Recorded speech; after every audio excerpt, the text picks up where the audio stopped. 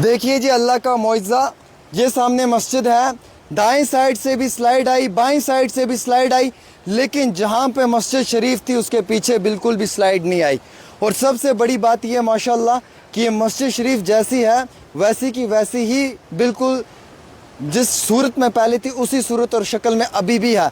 ऐसा लगता है इस मस्जिद शरीफ को देखकर कि जैसे इस जगह पे बिल्कुल भी जो है वो लैंडस्लाइड नहीं आई है। लेकिन आप मस्जिद के आगे देखें, आप ये देखें ना क्या हालत है, यहाँ पे कितना मलबा है।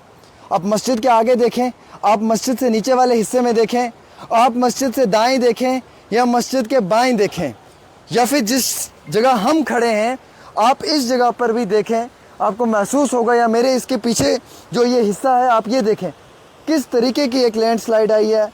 ऐसा महसूस होता है कि अगर ये मलबा नीचे आ जाए ना तो मैं यकीनन तौर पे ये कह सकता हूँ कि कुछ भी आपको नज़र नहीं आएगा माँ सिवा तबाही के। लेकिन यहाँ पे आप देखिए मस्जिद जो है वो माशाल्लाह पूरी वो वैसी की वैसी है, बिल्कुल भी कोई जो है वो एक पत्थर भी इस मस्जिद को नहीं लगा है अल्लाह के फजल और करम से।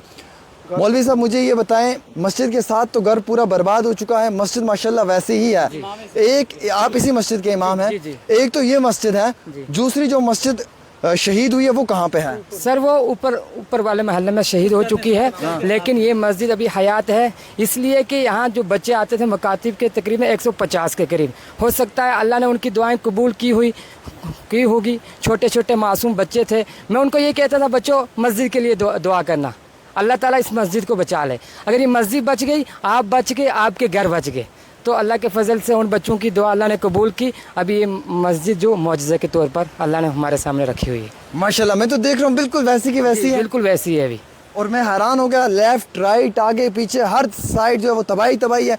इतने बड़े बड़े चट्टान, इतने बड़े बड़े पत्थर, लेकिन अल्लाह के फजल और करम से मस्जिद जैसी है वैसी है। सर जब ये बिल्कुल नाका ठीक था ना, सही सालम था, इतना अच्छा और खूबसूरत, यहाँ एक पुल हुआ करता था लोगों को रास्ते के लिए क्रॉस करने के लिए वहाँ पे, तो वो पुल भी इस मलबे के नीचे दब चुका है, लेकिन मस्जिद बिल्कुल अपनी जगह भी सेफ है। अच्छा, मस्जिद अभी अपनी जगह सेफ है। जी जी। तो माशाल्लाह ये आपने तस्वीरें देखी मस्जिद की, मस्जिद बिल्कुल जो है वो सेफ है। मस्जिद के इर्द गिर्द वाला इलाका पूरा जो है वो तबाह और बर्बाद हो चुका है। बिलखसूस मैं आपको यहाँ से कुछ तस्वीरें दिखाऊँगा।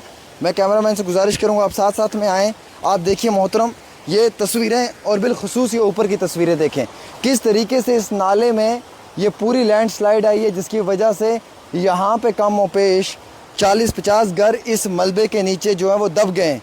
लेकिन ये मस्जिद और इस मस्जिद के साथ ये थोड़ी सी जगह जो है ये वैसी की वैसी ही है जैसे पहले थी। यहाँ पे इनके मुताबिक 100 से ज़्यादा बच्चे जो हैं वो कुरान की तालीम हासिल करने आते थे, और जब बारिशें शुरू हुई तो मौलवी साहब ने उन बच्चों को कहा कि इस मस्जिद के लिए दुआएं करना कि अल्लाह ताला इसे हिफाजत में रखे, और वही हुआ। उन बच्चों की दुआएं कबूल हुई और ये मस्जिद पूरी की पूरी वैसे ही है जिस तरीके से ये पहले थी। हालांकि मुझे हैरानगी हो रही कि इस इलाके में इस मस्जिद का इस तरीके से जो वो बिल्कुल सेफ़ रहना अपने आप में बहुत बड़ी बात है।